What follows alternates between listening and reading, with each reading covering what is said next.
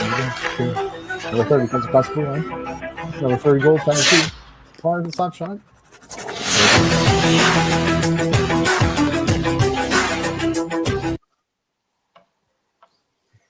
Well, I thought we might get an intro without commentary, but today's not the day. Never. Welcome to episode 14.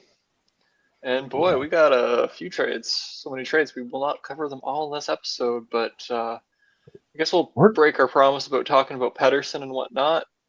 Are you saying that we're going to have multiple episodes this week? Believe it or not, yes. No way. Yes way. Wow. Just before we get started, though, I just want to say I went to my niece's 4th birthday today. Birthday party. It was at a trampoline park in around where they live, and they are a lot of fun. I got to spend about a half hour just throwing foam balls at little kids. Sounds like a fun time. Oh, they were running on the trampoline. They were also throwing them back at me and laughing. Nobody got hurt, obviously, because they're foam balls and they're falling on a trampoline and just bouncing, and they had a lot of fun. So there's a lot of laughing. It is a lot of fun. So I wish we had trampoline parks growing up, but yeah, they're even fun to watch as adults. Anyway, Speaking of trampolines, let's jump right into these trades. Okay, that's not bad. We'll start with probably the smaller one. They're all big enough, but we'll talk about the Flyers acquiring Andre Kuzmenko, Jacob Peltier, a 2nd-round pick, and a 7th-round pick in exchange for Morgan Frost and Joel Farabee. Where do you want to start? Well, Flyers perspective, Flames perspective. Let's do the Flames first. So, what do the Flames acquire here? What do they get? They get Morgan Frost, who is a centerman, and Joel Farabee, who is a left winger. Morgan Frost was obviously what would you say, a third liner-ish? Playing pretty well. What was his role on the Flyers? He has good potential. Like, he's had flashes of brilliance. Not true elite talent, but he could be, a 60-point guy with the right line mates. It wouldn't be far-fetched to say that. No, I think he's had the issue of playing for the Philadelphia Flyers, who have not been a very strong team. They've been middle of the pack realistically until their 16-game losing streak, more or less, to end off the season, which took them out of the playoffs last year. Yeah, it was brutal. But I think he's a decent middle pack player to pick up. I mean, he's 193 pounds, 6 foot. He's not a small guy. He's 25 years old, so he's still fairly young. I don't know what his contract is like. He's signed for this year, $2.1 million. They'll have to re-sign him. So he's a UFA. He might be an RFA. Let me double check that. Oh, so 25, yeah, he'd be an RFA. But he's playing. Look on the Flames Puckpedia. He's on the power play. He's right about even on the draws, like 52%-ish. So he's not a bad guy in that sense, but he's a power play guy that will probably play on the wing the Flames' second power play unit. But I think the ceiling is a lot higher than what he's shown so far. He's only 25, but look for him to. I bet you he starts to have a breakout season in the next couple of years, like either next year or the year after. He's an RFA, like I said. RFA. We'll have to re-sign him. That's no big deal. His defense, I love J Fresh cards. We all know this now. Do you? Yes. A little bit of eye test, a little bit of J Fresh. Usually a good mix. But if we take a look here with Mr. Frost, his defense is superb. Offense is, okay. Not great. But goals, first assists, penalties, okay, decent. And he's had a clear drop in offense this year. So you can see by this little graph here, black line is offense, just straight down. Now, how much do you think that is because he got thrown down the depth charts by Matvei Michkov? Maybe a little bit, but A he's bit? a center. I don't know what the Philadelphia's lineup looked like with him there, if I'm being honest. I don't know if he was their third line center.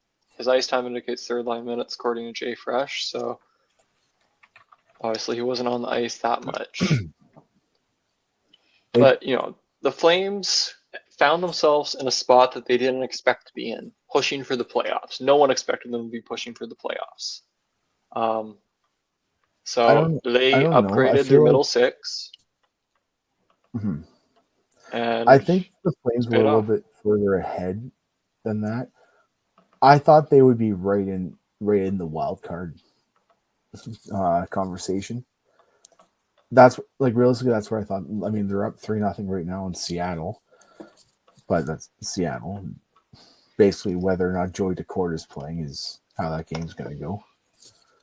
But I don't know. I thought Calgary would be a middle of the pack, but I think this trade helps improve their lineup immediately. I Well, mean, if you look at their lines, so right now, down the middle, now they have Kadri, Backlund, Frost, and Rooney. So honestly, none of these guys are true elite centers, but Kadri, Backlund, and Frost are all basically second line centers. So to have Cod- 3 second line centers down your middle, not bad. Kadri's quietly like a better than average star. Like he needs to have his teammates, but he's sneaky. He's sneaky sometimes, and He's a good he's player. got a It's really just, good edge to him. I won't say he's not a good player. He's just not a game-breaking player. That's all. He When can you be in think, spurts. I think when he was in Toronto, he had that ability to be from time to time. Not every single game, but there were some games where he was able to pick it up in that sense. yeah, But you can say that about a lot of centers, though. he's a Um, guy that's got that playoff edge. I Like mean, he getting suspended. a couple times he's gone a little bit overboard, but like I'd rather have him on my team than not, until he got suspended twice again for as a Leaf and back to back. That was an issue, but if he can control that, he can be a very effective, hard nosed player in the playoffs. He knows what the playoffs are about, and he picks it up in the playoffs Okay. with that physicality. I'm not going to say that he's not good because he is a decent player, but He's among not. all centers in the league, he's ranked 35th in scoring and he's a minus 13. Or sorry, Calgary's not had 35th. He's ranked 45th. He has 35 points. Calgary's had an issue with their scoring, and I think that's where picking up Joel Farabee and Morgan Frost will help them a bit here. It's But middle six scoring that's going to help them. Those guys combined 90 points or so. They're definitely going to help you out. and honestly, going the other way, you have Andrei Kuzmenko. It's like he's been having a down year, honestly, but I just like he did when he came to Calgary. He came into the league and he had almost a 40 goal season in his rookie season as a Canuck. And then he came in, he had a dip, and then he got traded to Calgary and he started lighting it up again. And then he's had a little bit of dip. Maybe he jumps up right into the Flyers lineup and just starts going to You have to town. keep in mind he played with Matvei Michkov before, Mm-hmm. so they might get some, chemistry there reunited, Yeah. and he could start lighting it up again. And I think that's the other piece that they picked him up for is because, I mean, it's not like it's been it's not like there hasn't been any kind of communication issue between Matvei Michkov and Torts. Like they've been at each other's shows, but how much of that do you think is just I don't understand what you're saying? And then Matvei Michkov in Russian saying, I don't know what you're saying, but this is what I'm trying to say. It's And Torts. He does get good results sometimes, but on the other hand, to bench debatably your best forward, maybe next to Konechny right now, for half the game or so. When you lose, it's just not a good look. I don't care that he missed coverage and caused you to go down a goal. Give him a chance to go back out there and make it up. But the point that I'm getting at, I think bringing in Kuzmenko because he has that history with Michkov, and they have the Russian factor. There's clearly communication issues between Torts and Michkov. I think Kuzmenko is being brought in partly to help mitigate that because he's obviously a lot better at English than Michkov is, and I think it'll help that a lot as well. It certainly could. He's, yeah, I mean, he was brought in to be a good second line player, and with the Calgary Flames, he went off last season or the years before, whichever one it was. This season so far, he's got 15 points, and 4 of those are goals. He hasn't been performing for the Flames for what he needs to be so far, and he's not a penalty killer, never has been. But your power play, that he's got to be producing on the power play, and that's not what he's been doing. But he's been getting those power play minutes. So, the Flames look decent now too. They have Mantha and Zari out right now, so it's 2 top 6 guys for them. But once they're back, right now their top 6 is basically Huberdeau, Kadri, Farabee, Coleman, Backlund, Coronado, Sharon Govich, who's quietly doing okay, Frost, Popsill. Then fourth line, it's not bad, it's not great, it's just an average good fourth line. Blomberg, Rooney, Klapka. Once they get, speaking of Blomberg, do you remember the picture of him with the cup? Was he getting like they were drinking out of the cup or whatever, and he's just he's got muscles the size of tree trunks. Have you seen that picture? You've seen that? I think so. He's a big lad, that's for sure. That's a guy that puts the gym over hockey.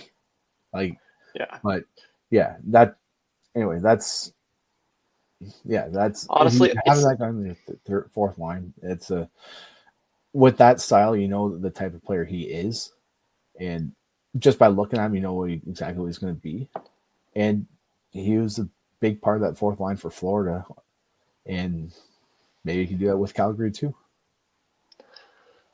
So how do you view this trade for Calgary? Ignoring the in-depth stuff on the players now. For Calgary, giving honestly, a letter grade. The cap hits aside, because I haven't looked too much into that, if I'm being honest. The cap hits aside for Calgary, I will honestly give it about a B+. Personally. Cap's important. I haven't seen it, but obviously the trade wouldn't have gone through if there was issues. But yeah, here. What's the net cap for each team? What does each team gain? What do they lose? That I'd actually have to check.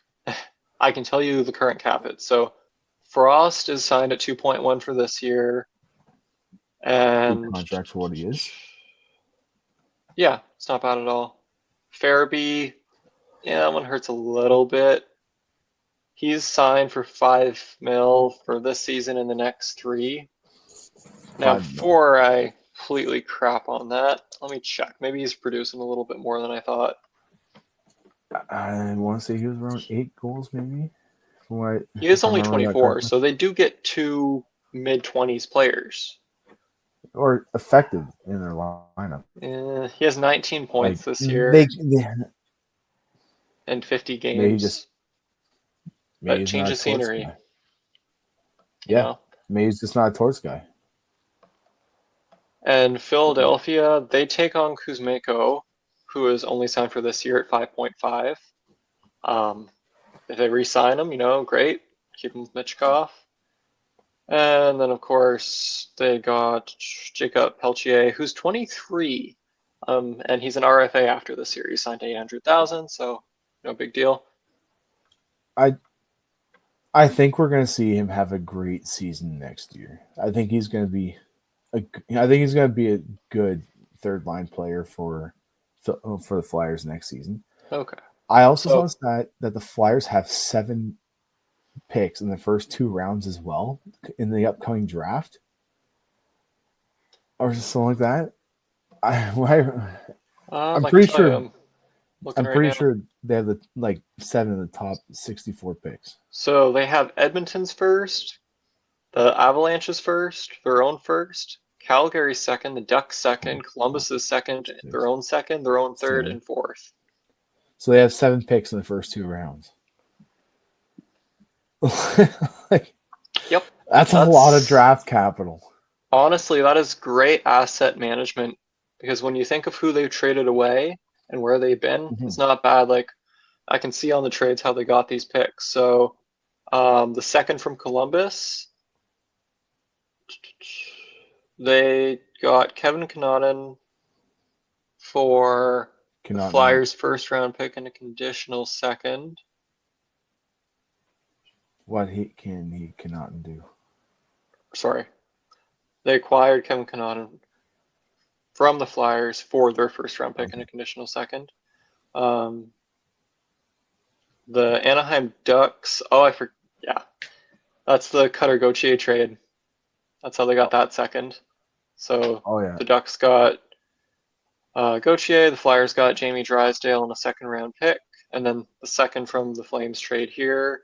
The first is from Colorado for Sean Walker. And honestly, this was okay asset management. Like they give away Sean Walker and a fifth. They get Ryan Johansson and a first. And Johansson ended up terminating the contract or something like that. Because he was injured. Like long term injury reserve.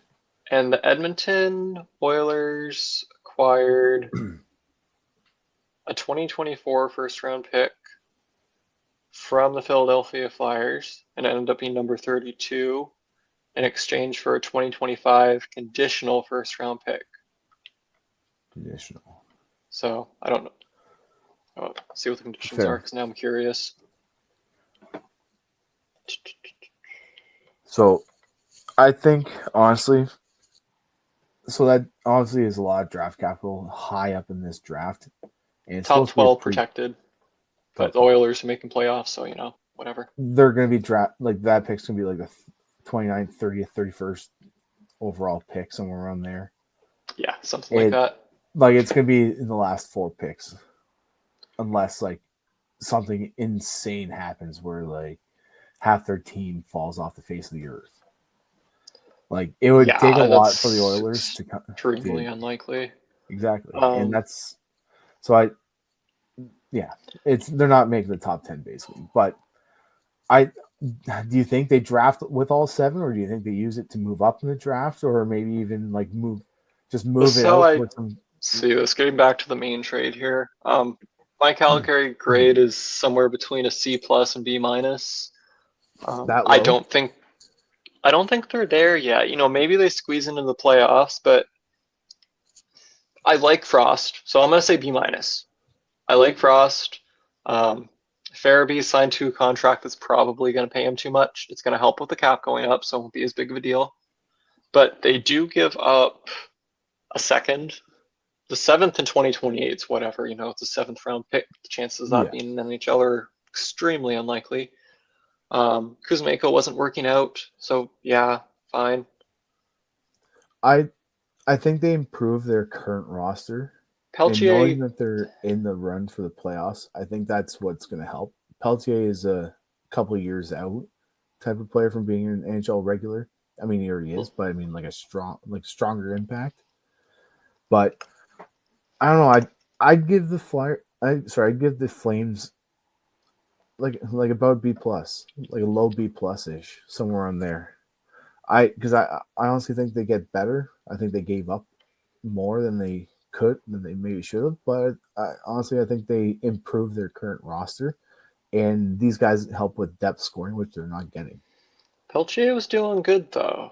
That's my only thing. He was not amazing, but he had 11 points in 24 games compared to Farabee's 19 and 50. It's not that much of a difference as far as points per game. Yeah, it's not the biggest trade. I mean, it's a big trade, but it's not the biggest trade. No, but I give the Flyers a B+. I'll give them the edge on this one. especially if they because re-sign of Peltier. Kuzmenko. Sorry? Because of Peltier. Peltier, Kuzmenko, Frost clearly, he wasn't doing terrible, but he's not going to work out. Farabee was a bad contract to some extent. And they get a second on top of that and a seventh in 2028. So I'm going to give them the edge. That's fair. I mean, yeah, so in 2020. Be right back. I'm grabbing a glass of water. A glass of water. Oh, what are you up to, Andrew? Why are you leaving me here? Do any of our fans want to get a chuckle out of that one? I can still hear you, unfortunately. Oh, he's just grabbing a pint of water. Oh, listen to that pour. So, yeah, I think the biggest factor for Philadelphia is going to be whether or not Andrei Kuzmenko works out. And honestly, do you think he has an NHL contract if he doesn't do well for the rest of the season? Like, yeah, even if he doesn't do well, if he wants to be in the NHL, he'll be in the NHL. He's not an unplayable player. He's just not producing as much as he was. Fair. But I don't know. I don't think he's. Maybe he goes back to K. Maybe goes back to the K if he doesn't have a strong rest of the season. He could, but I find that unlikely. Fair. I don't know. I think if this season signs a 1-year contract, he doesn't do well, and next season has a tough year, it's not out of the realm of possibility that he's not back in the KHL. I think. Yeah, I'm not going to rule it out, but it's unlikely. He's still a playable guy. It's not like he's bad. Yeah, I think if they play him with Michkov, they're both going to go skyrocket. Especially since the factor that they've both played together in Russia. So I don't know. I think it's pretty fair be trade here. Okay, well we got a pun, which means it's time to move on. I don't have anything else to add there. Do you have any other important bits? No, I think that covers it about now. From the I think it's good both ways. No, that's all. I think one team has an edge. I think Calgary's jumping the gun. That's pretty much the only thing I can really say is I think Philadelphia's ceiling is higher on this one. Yes, most definitely. I think in the long term, so like a couple of years out, is when we're really going to tell about the trade, whether it's a win or loss for either team. Okay. And that comes down to Peltier and Kuzmenko. Fair.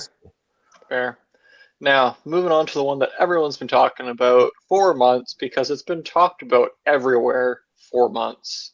The big one. JT Miller has finally been traded, him or Pedersen, and it is him.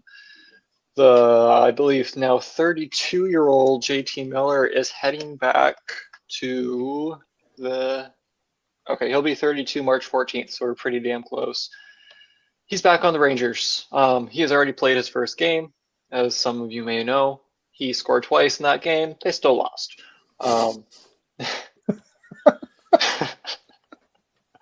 They still lost. Well, what do you expect? It's the Rangers. It's the 2024-2025 Rangers. What do you want? Yeah, I mean they upgrade obviously with JT Miller. Whether or not he tries to pick a fight, I don't think Kapokako's there anymore to pick a fight with, because I think that'd probably be his next target. But obviously he's been traded to Seattle.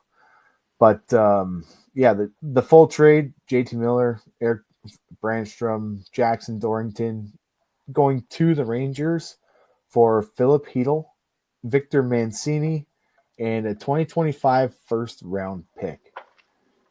Now, the first-round pick is top 13 protected. Sorry, you got that. So, for anyone who doesn't know all the players, everyone should know Miller. Eric Brandstrom is a bottom pairing / seventh defenseman, and he's very good with puck movement. His defense isn't so great. Jackson Dorrington, to my knowledge, is kind of a fringe NHLer. Dave, you have anything on him?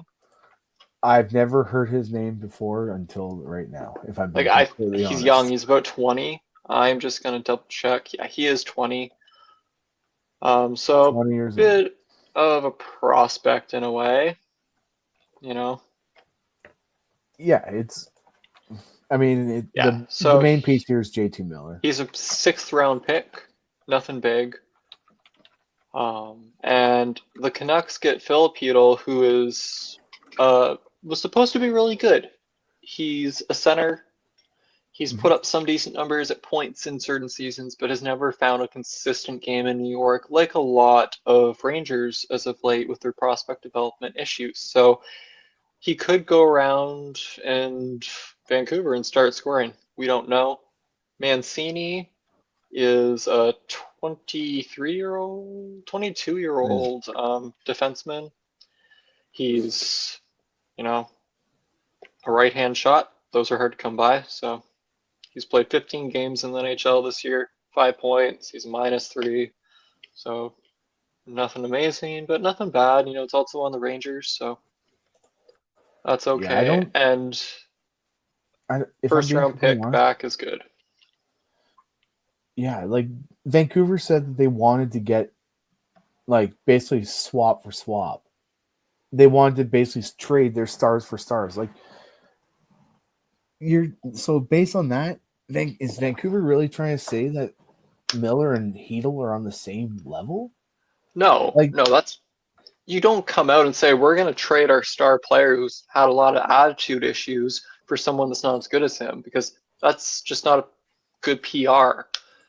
But neither was Jim Rutherford coming out and basically throwing away all leverage he had and saying, yeah, there's problems between these two. One of them's going to need to get traded. Every time we fix it, it just gets worse. It can't be good for any state of time. So he lost all leverage. Whatever little bit of leverage that he possibly had was gone. yeah, But that said, Vancouver rocked this trade, in my opinion.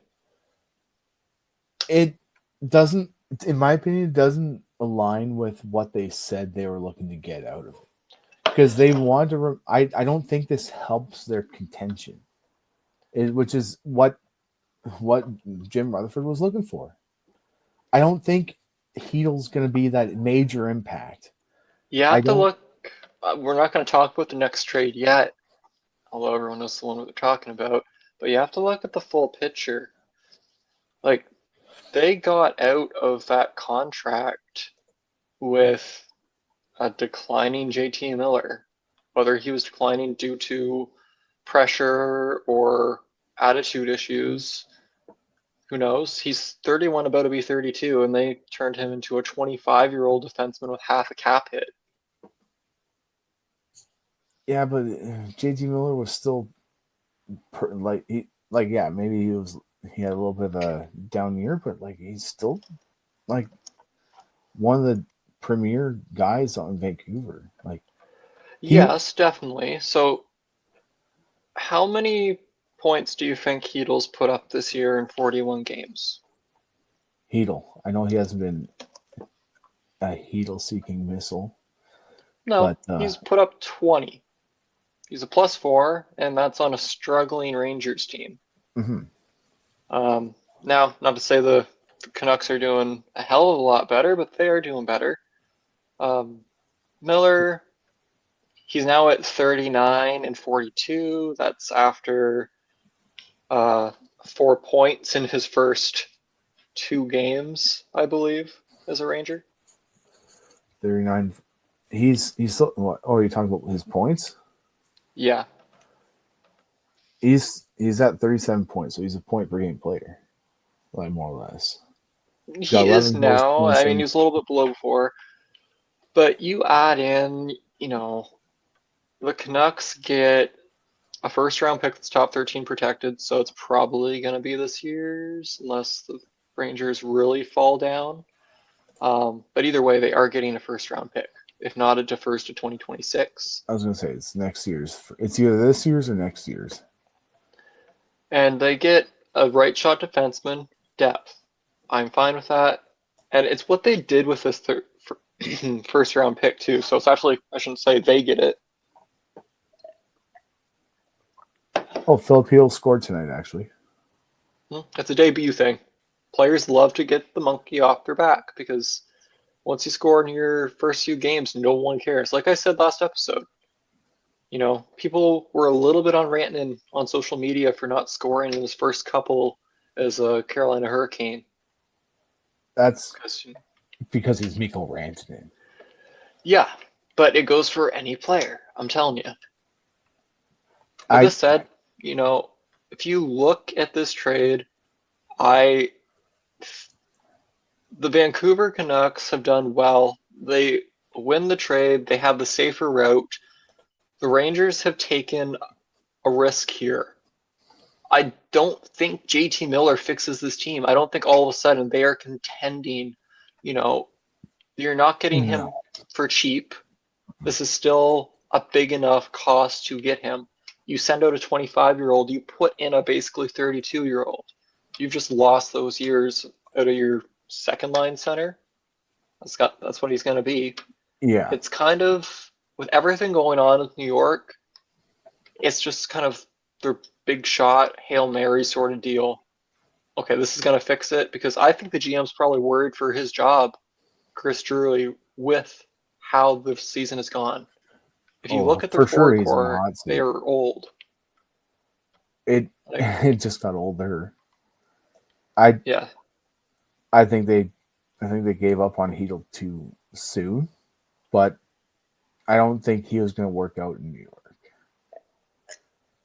But I don't know. I don't think Miller going to New York was the right move for him personally. It could very well be like the end of his career in the sense of stardom. Okay. Because New York has been a dumpster fire. They're clearly cleaning house. They've now got rid of Kapokako. Yep. They've got rid of Trouba. They've now got rid of Hedl. Yep. A couple more that I'm forgetting right now off the top of my head. And I don't think there's anyone huge. But it's let me just read what off. My question is, go ahead. What is he going for here? Like, is he retooling, or is he rebuilding, or is he trying to become a cup contender again? Like, this is trying to save the season. So this is, I don't know what he's doing. I think these moves are questionable. But listen, these are your forwards and their age.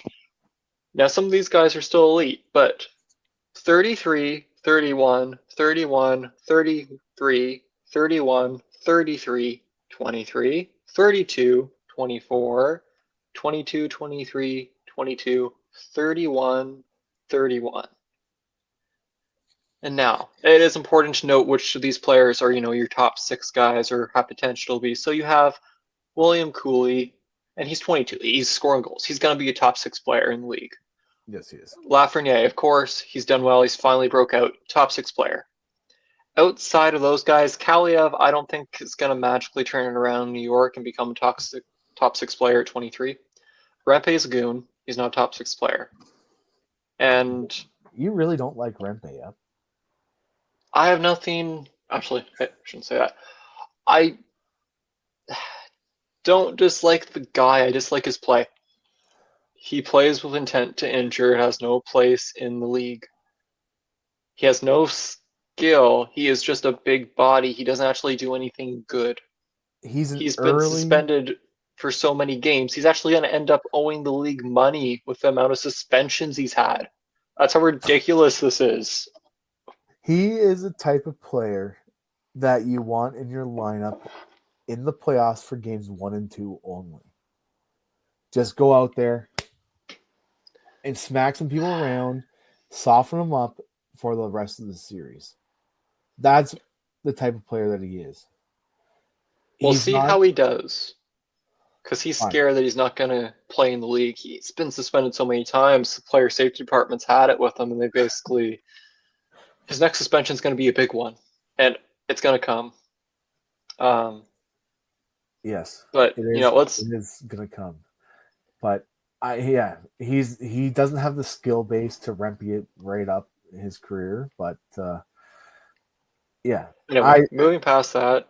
the main point I is what is Drury doing here? I don't know what the hell Like he's doing. I will give him one sort of thumbs up. He has a younger decor at least. Fox, Lindgren, Miller, Borg, Borgen, Schneider, who's actually been Vikanainen, doing decently in the role Jones. that he is. Like that's probably the best trade that he's made is the Truba for Borgen trade for what Truba was for that team. That's probably the best trade that Drury's Yeah, made. But then and the again, caps, the savings. it's yeah, and that's the reason why it's a good trade is because of the cap savings. It you try to turn Truba into something that he's not, and you're paying him handsomely for that. And then you picked up the player that you needed to be what you wanted Truba to be, or what his role became on that team Yeah, because of what you wanted him to be. I And will. Sorry, continue. no, go for it. I will say they do have 9 mil in cap space, so if they wanted to, just go crazy and add something else and spend more assets, they can. They Maybe have he the could pick cap. up. Maybe he could pick up one of the three Pedersons off of Vancouver. Yeah, I suppose we Pedersen. should talk a little bit about Vancouver's side here. Um, Nice. so I don't know. Like I said, I give Vancouver the win here. It's not close. Like I'd give Vancouver a B minus because they do lose a star player and they don't get as much back. But like It we said, this is a Hail Mary of sorts for New York. So C plus, you get someone who could potentially be really good, but is he going to drag you back in the playoffs? No guarantee. And now he's going to be 32, and he's signed to 8 million for ever. just in the way, for me, it's just with Rutherford coming out and saying that he wanted to be a one for one sort of trade that he's looking to for an impact player for an impact player. That's what he's looking for. In that sense, I don't think this trade makes sense in that perspective. I don't think he's bringing in the players that he needed to bring in for Miller to have the same sort of impact. Maybe Heedle does, and he heats up for the Vancouver Canucks. I mean, he scored tonight. We'll see what happens. But from that perspective, I think Rutherford missed the ball. That being Okay. said, I agree with you that Vancouver got the better part of this trade for the longer run. Because remember, Heedle's 25, so COVID Yes. was in his prime development years, just like Lafreniere. Like a lot of those players that are in that 24, 25, 26, they lost a lot of their core development years for the NHL in that COVID. It was weird. I mean, they still played, but it was weird for some of that time. Yeah, some of those Um, guys were playing in the minors. Some of those guys were playing like a lot of the guys went overseas, and some of them didn't even play, and they're just kind of working out and staying at home. yes. I will But say Heedle's now going to play between Connor Garland and Dakota Joshua. So second line minutes, a little bit more ice time, more opportunity, probably second power play. So there's going to be opportunity for him to shine. what's Heel's cap hit? Do you have that handy? Yes, I do. Um, I believe it's 4.1, sorry, 4.437 for this year and two after. It's not terrible. That's fair. It's With the cap not going up, bad. it looks even better because it's going up to what 90? Did they announce it at 95 or 97? I can't remember. Oh, Isn't I want to say 95 and a half now? crap. Let me But look. either way, with the cap going up as much as it is, it's a good contract now. Maybe it wasn't in New York, but once now they've announced what the cap's going to be, it helps a lot. Yes, it it's going to certainly help a does. lot. 95.5 million is the expected for next season, and 95 then million. after that it jumps to 104 expected, and then 113. So we're talking about big increases. Gotcha. For me, one thing with Heedle that I really want to see, and it it's dropped off and it was never really there a lot. He's got size. Like, he's a big boy. He's 210. He's 6'2". He's got Yeah, power forward like body. He can play like a Matthew Nyes type player. Like, he can't, like, with that size of body, he can do that kind of play. That's what I want to see of him, but it's like Vancouver loses out a little bit, and this is where I think the biggest impact they're going to see is in the face-off dot. yeah, Miller was not bad on the face-off. Heedles loses more than he wins. yeah. He's 45% this year, so Mm-hmm. he's gonna have to work on that.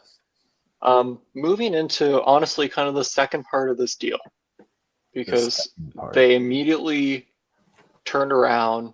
They took that first round pick that they got from New York and sent it um, along with Danton Heinen, Vinny Darnay, Melvin Fernstrom to the Melvin Penguins in exchange for Marcus Pettersson and Drew O'Connor. and Drew O'Connor.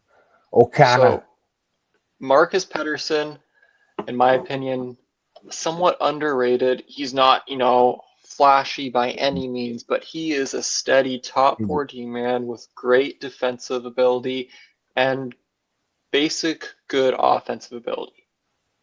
mm-hmm. I agree. I can agree with that. If they And re-sign him, this is the kind of asterisk on it. If they re-sign him, huge win here because they've essentially traded JT Miller, Brandstrom, and their prospect Jackson Dorrington in exchange for Philip Hedl, Victor Mancini, Pettersson, and Drew O'Connor. Drew O'Connor. Drew O'Connor is he's a real depth guy. He's pretty average defensively, honestly. And he's a little bit better than the average on offense, but he's not a power play guy. He's not a penalty killer either. He's a third liner. He's But 26. He's not going to all of a sudden explode and be amazing, but that gives them great forward depth. I think And he's gonna be he's a third liner on an injured team. I mean, he But played with again, Crosby and he did good. I mean, anyone can do good with Crosby, but at the same time, you have to have a certain level to play with those guys. So he has some sense there. it but again, 0.9 mil for 2 years. Exactly. It's hard to get any NHL roster player at that cost. Yeah. Like, the only way you get Bedard's or McDavid's like that at 0.9 mil is, even then you don't get them for that in their rookie seasons because they sign max level contracts, which is still $1 million. The main thing here, though, if you look at Vancouver, are they overall improved now? Probably. If you're factoring both trades, I would say they've improved. And I think an even bigger piece to this is you don't have that locker room tension as much anymore. No, the vibes in the room are gonna help so much. You know, that can really turn a team around. And I'm just gonna point this out. The Canucks basically did the same thing with Philip Hronek. Ronick. So they traded Bo Horvat to the Islanders and they got some picks. They sent those picks over to the Red Wings and they got Hronek. Fair. You know, basically the same thing. I think that's fair. I I don't mind it. I mean, it's a fine move. I do it in franchise mode on NHL 25, but I guess real life GMs do it too. Yeah, that's a good way when you're playing those franchise modes. It's a good way to start off your team is trade away the aging vets for draft picks, package off the draft picks, get a good young player, and move on from there. It's a good way to start your franchises. So, Vinny Desharnais, he's a solid defenseman. He was a decent part in that cup run last year. Yes. That's a piece that I think Vancouver might be missing a little bit going the other way. And I mean, Pettersson's an upgrade to their top four. Vinny Desharnais, I think considering Rutherford expects him to be in the playoffs, which I'm pretty sure they are in a spot now. I know they were lagging behind because they're just outside. They're sniffing at Calgary right now. They spent the first half of their season without Thatcher Demko. Yeah, it hurts. So that part hurts. And then they were out Dakota Joshua. They were out a couple of guys. So they had a very slow start. They're still a 500 team. This season's but considering all of that, they've had the locker room tension. Recently, they've gone on a road trip where half their team had the flu or some sort of flu bug. It's tough for Vancouver because they went so long of their season with so many different issues and just kept going and going, but they're still in the playoff run. They're 1 point out of the playoffs. It's they're right there. Yes, it's not like this isn't doable. They are definitely in that spot. Yep. They're just gonna have to make some good moves. So, if you look at their roster now, let's say they do bounce back and they're doing fine. This is who they have to re-sign: Brock Besser, who frankly I'm interested in as a Sens fan. Pia Suter, so not as big of a deal, but still a good depth piece. He's having a good season. And he'll probably be worth a little bit more than 1.6 mil. That's his current contract. Yeah. Drew O'Connor, he's up. I know they just acquired him, but he'll probably be cheaper. But their big one, Marcus Pettersson, and that's about it. So Marcus Pettersson, Brock Besser. They need to re-sign those two boys. Currently, they have 6.8. Yeah, Brock is the besser of those three. He's the best piece of that team. Yes, he is. I think it's doable with the cap going up, and they're not going to have too much trouble. No, But they have to decide with this core too, because it's not just Miller and Pettersson, not producing. DeBrusk wasn't doing good. Garland wasn't producing as much. So hopefully leading the team in goals. He might be leading the team, but everyone fell off after that good start. People just weren't producing. I'm not saying they're doing terrible, but the whole team just started doing bad. So if they can start to click again, including Pettersson. For what those players can be, they need to pick it up, I think is what you're trying to say. Their ceiling is a lot higher than what they're currently at. Exactly. They, in my opinion, they do have a game breaker in Elias Pettersson. Now that Miller's gone, it's his time to shine. He's 26. He's basically in his prime. He signed to 11.6 mil for this year and 7 more. It's now or never. I think he's been given, with Miller gone, I think he's been given a chance to turn the narrative around on himself, because right now, as far as Rutherford's concerned, he's still actively shopping him.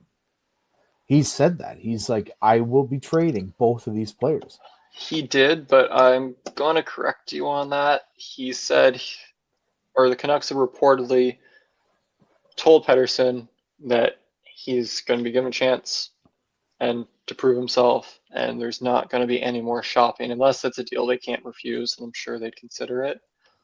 But honestly, with his contract right now, at the points, like more or less 0.7 points per game, that's they'd be selling low if they traded him now.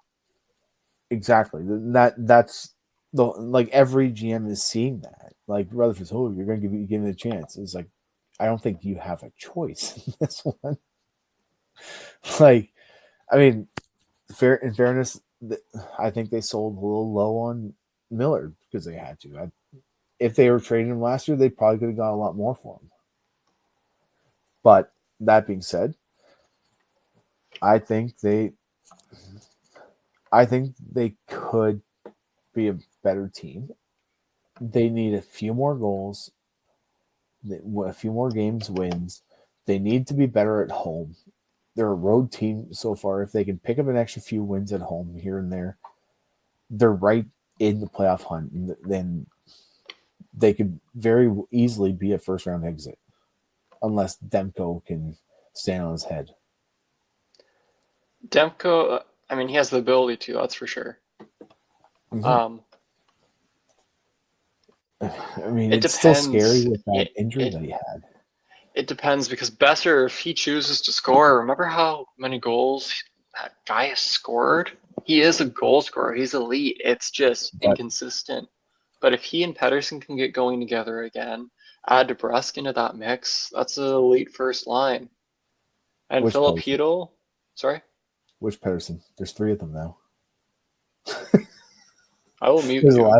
Elias Pettersson, and Marcus Pettersson. Okay. Well, I will mute you. No, you. Anyway, so I'm going to talk about the 26-year-old Elias Pettersson that plays center. Dave. That guy. Okay. Yeah. Star person. There's potential. It's going to be a make it or break it, because if they still shit the bed here, there's talk about blowing up the whole team. And that means buy Pettersson, buy Besser. Hughes isn't sticking around for a rebuild, and you're talking about potentially the best player the organization has ever had in Quinn Hughes. Best defenseman, yes. It's debatable between the Sedins and him. I don't know about that one, but I mean, there's the Russian Rocket too, but yeah, you're Marcus still talking Naslund about one of the best players. Roberto Luongo, different position, but still. Goalies, I don't compare. I'll compare skaters. Vancouver is in a very precarious spot, and they have a month to figure out who they are this season. And no disrespect to Naslund, but Hughes is a better player. They're different positions. Yes, but you give me a fresh Naslund or a fresh Hughes, and I'm starting out a team, I'm taking Hughes. Different eras, I think. You're definitely getting a good value out of both of them. Yeah, I mean, I'm not going to turn away Naslund, but Hughes is just the better player. Is going to do more for your team. He is a huge part of that roster right now. But moving on, won't get too focused on that. There's no quitting that guy. The Canucks, they've done a lot of good work. We'll see if it pays off. Neither of these trades are, like knocked out of the park, amazing, but they're both good. I give them the edge in both. They've done good work considering the situation. And I guess I kind of ignored Pittsburgh's part here. They've finally admitted that they're not going to do good this season, which is good on their part. Actually, one last thing for the Canucks. They move off 2 questionable contracts. So Heinen and Desharnais combined for a $4.25 million hit for this year and next year. So that helps them with some cap room for following season to re-sign Besser and Marcus Pettersson. So it's not bad at all. It's not bad at all. I don't know. I think it's almost a swap between Darnay and Pedersen. Defense Pedersen, Pedersen. Let's yes. Marcus. Marcus Pedersen is the better D man. But I do Sure. give the Pens a great grade in this. You know, they get a first round pick that's going to be mid range, you know, probably 14th, 15th, 16th. I'm assuming the Rangers aren't going to make it. I can't see the Rangers' position improving pretty much at all. Yeah. They might get a couple extra wins if Miller produces. And So we'll see if it's like a fire lit underneath him, like he has been game one. We'll see. But honestly, with Miller, I don't think he's going to be a game breaker for the rest of the season. He could be. no, He could get them a I few think he wins, could but he's not pick going to up be. his. Yeah, Yeah, he could keep up he a can point pick per up the game stocks. ish, but He's not going to be that McDavid like player coming into the Rangers, being like, "We're going to win every single game now." McDavid has that capability. Miller doesn't. I Obviously, think they're very different, but it's you know what I'm saying. He's not going to be the biggest impact that they need right now. yes. I think the Pens did very well here because look at it this way. So the Rangers paid a first for a star player and a situation that they had a lot of leverage in, but the Pens ending up getting that same exact first in exchange for a top 4D man and a third liner. Not too bad, It's an unofficial three-way trade. basically. And they take on a couple other players that are roster players. They are playable. Nothing against Heinen or Desharnais. They're Yeah. both NHL players that are good. But Heinen's a bottom six forward. yeah, I mean, they might be a little bit overpaid, but they're playable. Like, I Yeah. might say Marcus Pedersen's better than Desharnais, but Desharnais is playable. He's an NHL defenseman. There's nothing wrong. Yes. But So that kind of puts the rebuild into swing here. You know, they're going to be drafting, let's say 16th for fun, and then their own pick as well. They're going to be drafting top 10 with their own pick. So it's going to go into full swing. I don't know if Pittsburgh continues to clear off the block of people that are tradable. Like, could we see Crosby leave? no. Because he was promised a competitive team when he signed that There it is. extension. I was waiting for that. I think you've said that pretty much every episode that we've aired so far. That he was promised a competitive team. With Crosby's been mentioned, probably, yeah. Yeah. I'm no Pens fan, just, but he was promised a competitive team. But I don't know. Crosby being traded, two reasons why I don't think that's going to happen. Crosby's superstition. The guy's a nutcase when it comes to his superstitions. We all know that he's had the same jock strap his entire career. He has the same contract. Are you sure? Or is it jock or underwear? Whatever it is, pair of socks maybe. But like we all like, you know what I'm saying. He's so superstitious that he left money on the table, like millions of dollars on the table, to sign at $8.7 million. That's not the only reason he left it on the table. He was hoping for a competitive team. Just saying. When he signed that first massive contract, was it 12-year contract, something like that? When he signed that, the league forced him to take more money because they're like, I think you said that every time we mentioned Crosby. Probably, but you can't have this. You're at the time the best yes. player in the league making $3 million when all these other guys are making 5, 6, 7, 8. It is not happening. And then the second reason, I don't think Dubas has the balls to trade a guy like that. You look at the deals that he made in Toronto. He was basically like grabbed by the nuts by all four of their star players. Give me 11.5. Well, if he gets 11.5, I want 11.5. Well, if he gets that, well, then I want that. Well, hey, what about me? I want that too. That's basically what he did. He's just like, you get 11.5. I don't you get think it's likely. I don't think he's going back to the main point here and not talking about Toronto. I'm saying Dubas, I don't think he has it to trade Crosby. He's not going to be the But GM that trades Crosby. it's possible, you know, It's possible. like it's up to Crosby too because he has no movement clause. Same with Malkin, he has no movement clause. But both of those guys could be good. Obviously, Crosby's still elite. He's debatably still a top 10 center in the league. Oh, 100% he is. But they do have pieces they can move. Brian Rust, for example, he's 32. He signed to a $5.125 million contract, which is fair. He's a right winger. He has no movement clause for this year, but next year it's gone. Next 3 years after that. The thing is, if he knows that he's going to move anyway, maybe he wants to move to a cup contender, try and get another cup. Raquel could be moved. He signed to a $5 million deal. Michael Bunting. Sorry? I've always loved that name, Ricard Raquel. Yeah, it rolls off the tongue. It's like, what's his last name? Raquel. Okay, we need a name. What about Richard? What about Ricard? Ricard Raquel. We want to make it just close enough that it sounds the same, but not. So it's different. They have 29-year-old Michael Bunting. You know, good asset, good top six, middle six guy, $4.5 million this year, next. Trade. Like, they need to commit to the rebuild. Sorry? He's not a home run, but but he's good at bunting. Asset. Jesus Christ. Dave, enough with the puns. There is one asset that they have that's been talked about a lot this season, and I love the guy, Erik Karlsson. They do have one retention spot left for this season.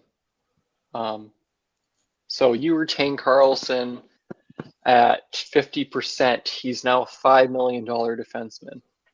Dubas doesn't like his retentions. That's the one thing I will say. Dubas does not like retaining. I'm just going to kind of point out that he's retained twice since he's been GM.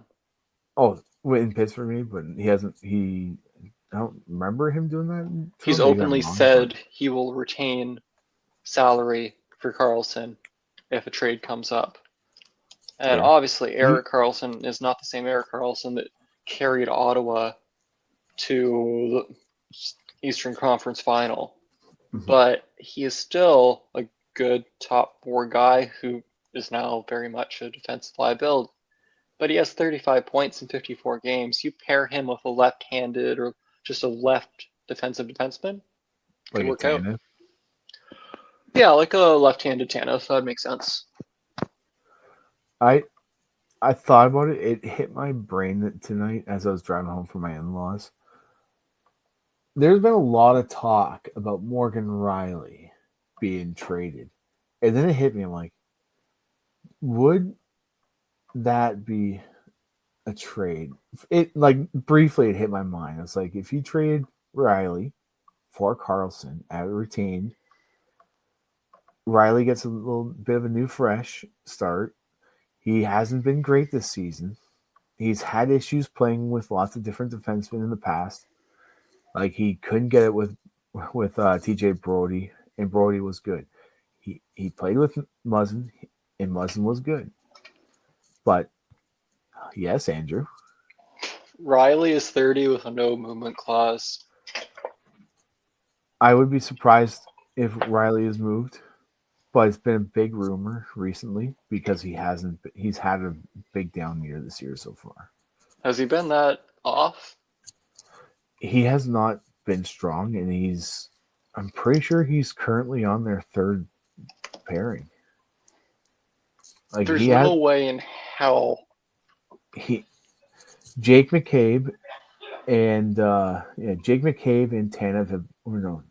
Jake McCabe and their pairings have worked really well so far. Oh, is it okay? OEL? I think he's been playing with. That's been a good pairing. Tanev's been good, and none of them have been fitting with Morgan Rielly.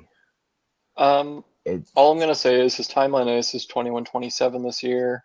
Last year it was 23-44, so down a couple minutes, but that's still top 4 minutes. He has a minus 19, which is pretty bad. Mm-hmm. He has and look 23 at the rest points of the in players 52 on that games. roster. So That's what I mean. Like, he hasn't had a great season.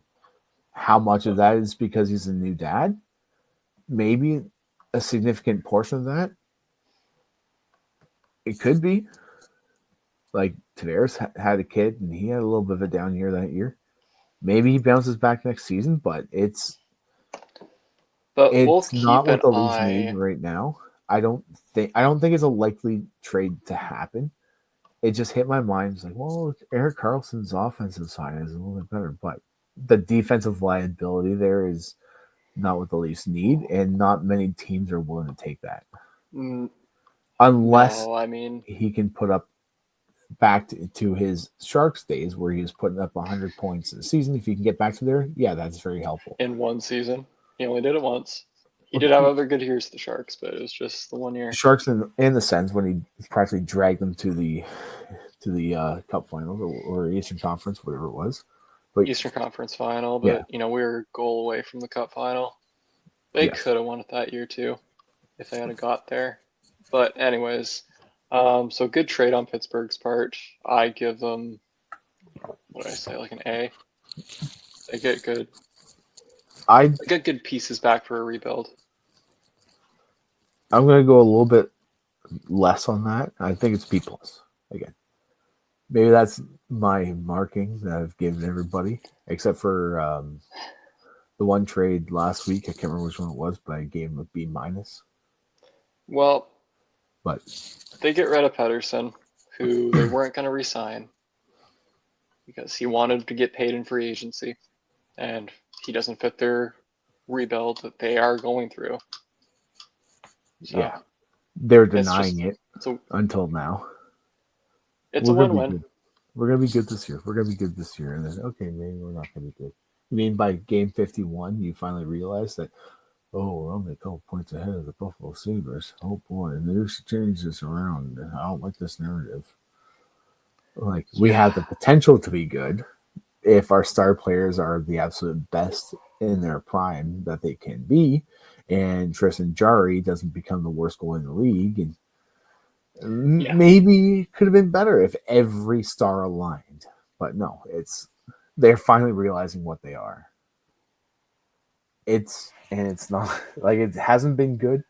The whole world it's scene it hasn't been good, and now finally do is, oh, maybe we're not as good as we thought we were. And Dewis has never been a rebuild GM. So By the way, before I forget, we did get one message on Instagram. Someone actually asked us a question.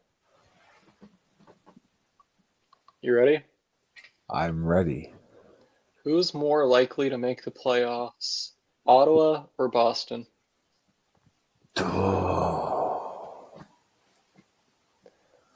Boston has that vet core, and Ottawa's just been hot, and they have Olmark coming back this week, next game. So before the Miller trade happened, I heard a lot of rumors that Miller could be going to Boston. I heard that too. And I was entertaining that. It would have been a question of what the price tag they're giving up for him is. But since that trade, I think now they have to do something desperate to change the narrative. Like, Swayman's not having a great season. He's been a little bit better recently, but still. I disagree. His start was shit, there's no doubt. But as of lately, he's been good. He's been elite. He's been back to what he should be. That's what I mean. He's Like, if he was at that level the whole season, now goalies are up and down, as every player is. They have their good games, they have their bad games. It's rare that you find a goalie that's like Marc-Andre Fleury, who's going to get a shutout as a teenager and a 40-year-old, first time in NHL history, by the way. It's rare that you're going to find that without some bumps and bruises here and there. But with You know what? Maybe I should eat Swayman, my words. He's only had above a 900 save percentage once in his last 5 games. he's been a league average goalie. No, he's been But below league average overall, but I thought he had done better.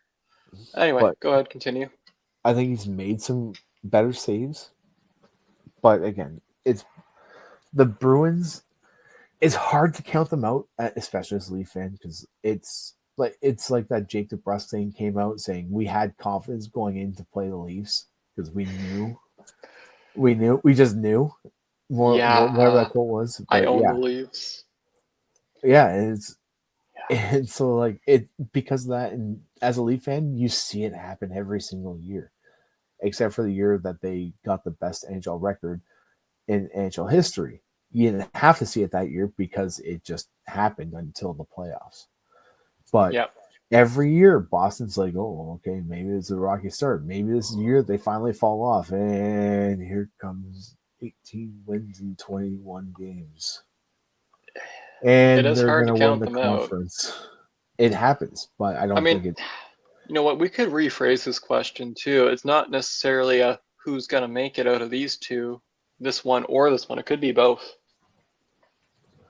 Then you're also saying that you're going to knock out. You're going to knock out who? I mean, the wild cards are completely up for grabs. But By the way, I'm not saying the name of the person. They asked me not to give them a shout out. They just wanted the question discussed on here. fair. Yeah, So, I didn't see it, if I'm being completely honest. But so well, yours, that's like, okay. You know, I handle the Instagram. yes, That's right, the people. You team, just talk to me on there. yes, nobody wants to talk to me anyway. We all know that. Um, But yes, I mean, the Sens are only 2 points behind. Oh, sorry, 2 wins behind the Leafs right now. yeah, the East is insanely close, especially the Atlantic. So they're Except for Washington. Washington's pulled away. yeah, that's why I said the Atlantic, But not the it's Metro. yeah. I But mean, yeah, if you look Tampa at wild could get card, overtaken. Tampa's out, Boston's out right now. They're both a point behind both wild card spots. So Ta- a win and they're in. hold It's on, you gonna said be Tampa's out? close. Yes, stop going on TSN, Dave. NHL updates faster, for God's sakes. Okay. Okay. Yeah, Detroit. You're saying because Detroit won, so yeah, Tampa's out now. Okay. Yes. It's not that TSN hasn't refreshed. It's I haven't refreshed the page since I got on it.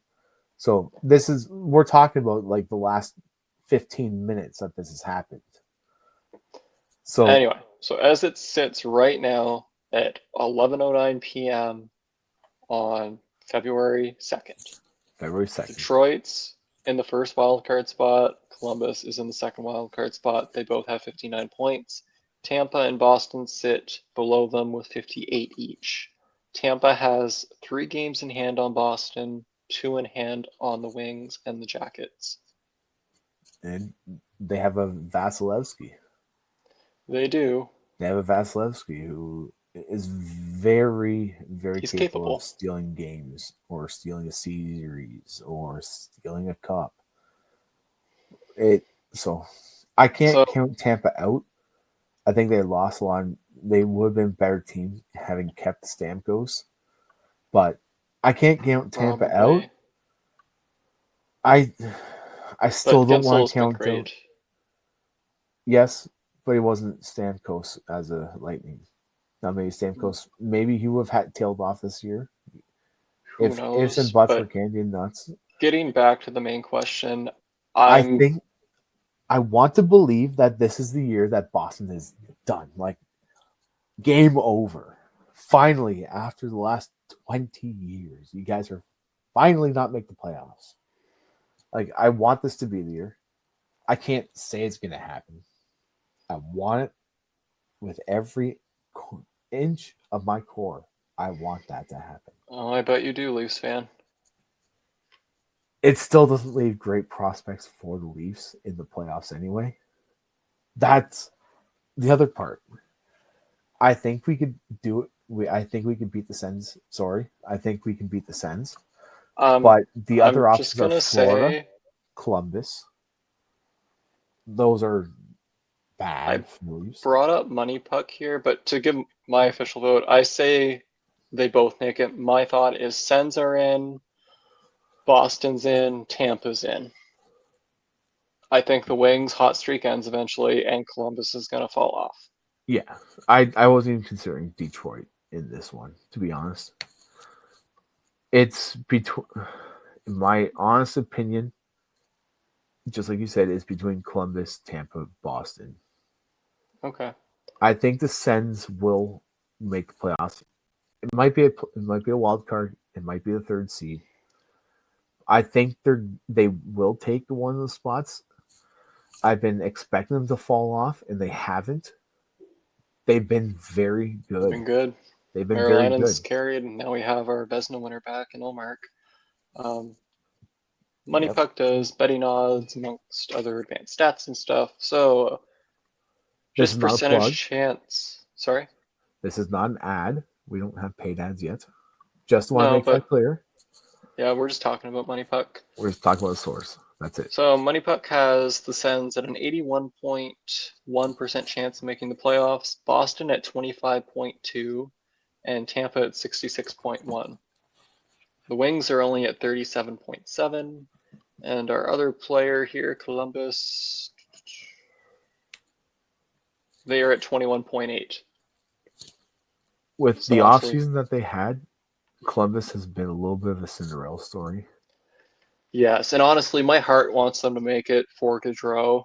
I just don't think they're going to pull it off. That's all. Merzlikins hasn't been bad. No, And not Werenski's necessarily. been very good. Like I said before, I think Kaprizov is my shoe in for the MVP. Might be changing now. Like Werenski's been that good. By the way, He's been stellar. Merzlikins hasn't been that great. He's had some very good games, but he's been wildly inconsistent. He has an That's 8.95 90% of overall goalies. this year. That's 90% of goalies will be like, "Oh, shut out this game, and then pull the next."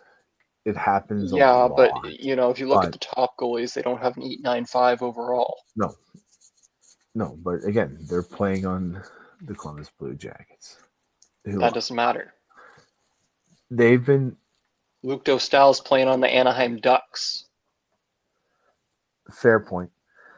I just realized this. This is a stat that I think is crazy and is very telling. It almost feels like it derives directly from their offseason. The Columbus Blue Jackets at home are 17-5-3. It's pretty good. On the road, 9-15-4. Oof. Well, not a road team, that's for sure. No. But how much like that is their fans rallying behind this team, being like, and just Yeah. we want this. Go team. You need this. We need this. Let's do this together. That's what that says to me. So, what are your official picks? So, to answer Buddy's question here, so we'll My do official the picks. third spot of the Atlantic and the 2 wild card. I'm gonna take Tampa. I'm gonna take Tampa in a wild card, first wild card. Okay. I'm gonna take let's see. My gut is telling me Boston the second. Which puts Let's Ottawa put in the Iowa in the third. third. Okay. In the third division. Third Yes. division. Yes. Third in the Atlantic. And it's gonna be game 81 decider. Okay. Fair. The way the season's gone, I can't argue that. I will just say, right now, if the playoffs started today, Toronto's second, Ottawa's third, they'd play each other. And Money Puck has Ottawa with a 40.7% chance of making the second round, and the Leafs with a 38.5% chance of making the second round. So they're going with the obvious pick here. With the Leafs don't play well in the playoffs. The Leafs losing in 7. That's what they're going with. Wow. That hurts a little. No, the Leafs, I think Stollers has been out for them for the last couple Yes. months. I think that's going to be a huge piece coming back. He certainly will be. I'm sitting here, a little bit of a Leafs talk here. I'm sitting here thinking, Brad, let's get going. We need, like, our biggest need is a third line center. That's our need. Because right now, we need that piece. That is the biggest piece that we need for this team. Now, I haven't heard OEL left the game against Edmonton the other night. I haven't heard anything going on there yet. Maybe it's come out. I just haven't seen it because I've been busy all day. And I will say Wool had an incredible game. Yeah, I was even going to give him a little shout out there. Edmonton was unreal. The Leafs won 4-3. Will be outshot 48-28. We'll stop 4 shots in the last 3 seconds of the game, including a diving glove save. Something like that. He was a brick wall. 3 shots. Yeah, he was a brick wall for the obvious joke that I've used many times. He was a brick wall. But yes, brick wall. When Stolarz comes back, that's going to be a huge plus. Calle Yarncroc is still there. He's been consistently in that 15 to 20 goals, which is a great depth, especially on the Leafs. He's a penalty killer. He is a third line center who wins his faceoffs. He's that piece the Leafs need, but I haven't been following that a lot because I've honestly kind of forgotten about him because he hasn't played this season. But they need to make a move for their third line center. And they need a hard-nosed, front of the net, big body type third line center. That's what their biggest need is, in my opinion. Depth would help them. Yes. Yes. Like, for example, since Tavares has been out, they've gone back to a lot of perimeter play, and it's frustrating the GBs out of me. Like, Nyes is their net front presence right now. That's it. Tavares isn't out. Sorry, Tavares is out. He's not in the lineup, and it's hurting the Leafs right now because that's what he does. He's had a very good season, so yeah, most definitely. And Marner needs to get to the front of the net more. And that's where I think this contract's going to come in, is how he does in the playoffs. Does he go to the net? Does he be effective? Does he score a couple goals? He needs to score in the games 5, 6, and 7 because he scores 7 points in games 1, 2, 3, 4 and then does nothing the rest of the series. That's his biggest part. Toronto needs a third line center first and foremost, and that should be their biggest Christmas list trade deadline piece to pick up. Otherwise, first round exit again. It's tough with them, but we'll see. Honestly, I would enjoy a Battle of Ontario first round. It'd be great entertainment for us. Great for the league too. Great for Ottawa to get a little bit more recognition out there. And one little note about Ottawa, because this was just great. They played the Wild, and they outshot them 52-16, pounded them 6-0. Honestly, the goalie didn't do too bad. Gustafsson did okay. Obviously not great save percentage, but not terrible the way they were outplayed. When you face that many shots, yeah, it's inevitable. And I know it's only a 16 save shutout, but Levi Merilainen, another shutout. It's still a shutout. Yeah, so he is 8-3-1 with a 9.25 this season. He has since been sent back down to the AHL, and that's because Linus Ullmark is back and healthy. So we'll see how Mr. Vezina does for us. But I think Levi. No, Levi. It's Levi. Yeah, I don't know much about him. I just know he's been good. It's Levi. He's been on a couple podcasts, just interviewed by Sens guys. He'll be the backup of the future, then goalie of the future if he keeps this up. We'll have a 1-2 punch of Ullmark, Merilainen. I think that's next episode, we will discuss the Mikhail Granlund, Cody CC trade. Dallas picks them up in exchange for a first and fourth, but join us later this week and we'll break down that trade for you. And other fun topics like Yanni Hakanpää is still named to Team Finland. And why is Pietrangelo not playing? Find out more this week on Grublets on Ice podcast with Andrew and Dave. Have a good night, everyone. I hope you loved my dad jokes I've made this episode. I've made a few of them, more than a few of them. If you did like them, give us a thumbs up. And no, why would you do that? We want this. This helps us, not this. We want thumbs up. Well, your jokes get a thumbs down from me. But From I'm you. allowed to do that. No, you're not. Because we Okay. want to influence our viewers to thumbs up.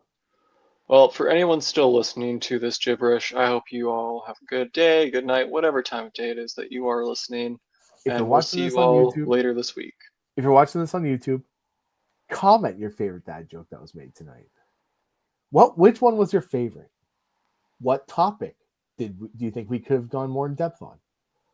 Tell us, and we will feature you if you want to be featured. Let us know. Comment, subscribe, like, all of it.